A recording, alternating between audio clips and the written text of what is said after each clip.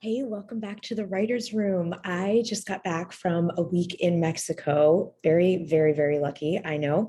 And the sun is shining and it's gonna, not be 80 like it was there, but it is supposed to be 40. And so if you're watching this when it comes out and it's still winter, we're getting through, it's almost spring. But I want to share something that happened on the trip. And it feels uncomfortable. I didn't want to do this in a video because it feels weird and vulnerable, but I'm going to do it anyway because something happened that's never happened to me before in recent years, which is that I was at this wonderful place in Mexico with my family and we're relaxing and enjoying. And my son made friends with a little boy that was playing the pool, and they're around the same age. And we ended up chatting with the parents, and we're having a lovely chat. We discover we both live in Chicago, and not that crazy because many people were taking a break in the miserable Chicago weather to come down to Mexico if we were lucky enough to do that. And we found out we live really close together, and we go to the same like sports thing with our kids and had never met. So we're having a lovely time, lovely conversation. They're very just interesting couple, and we were just having a great time. And suddenly the wife of this couple kind of gasped, and she said, "Oh my God." And she's like, I just realized something. I just figured out, I figured out who you are. And I thought, what do you mean who I am? We'd already exchanged names and met the kids and all of this. And she said, "No, oh my God." And she's pulling up her phone and she pulls up my book. Now that she pulls up my first book. My first book came out. We were there for my son's 11th birthday. So it came out, 11 years ago in 2012, this book, Bringing in Finn.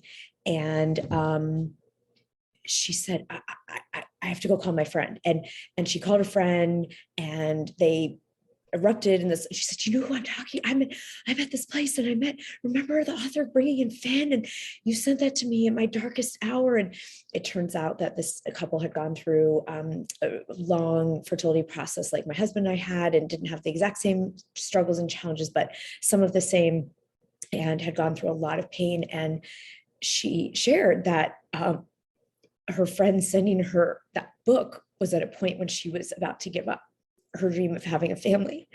And because she got sent this book, it gave her hope.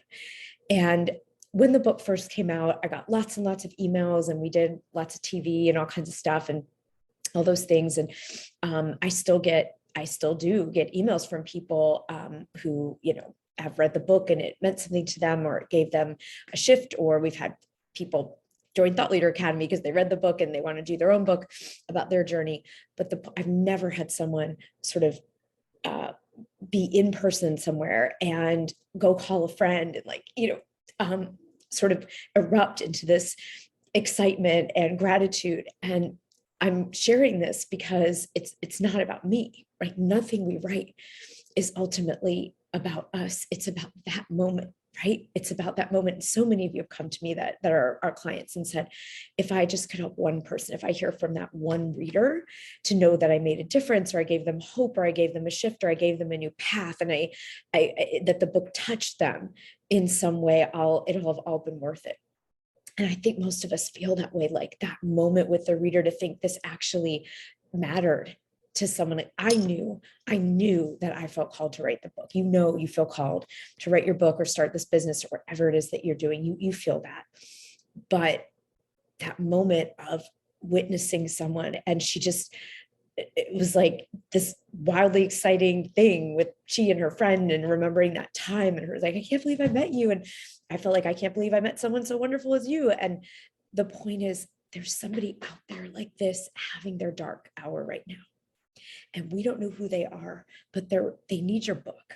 They need that next email. They need that next piece of your vision that you're putting out in the world. So let's not delay. Let's not delay this week. It was very unexpected and very wonderful and very humbling to have this interaction. And we now texting each other, getting the kids together in Chicago and all that good stuff.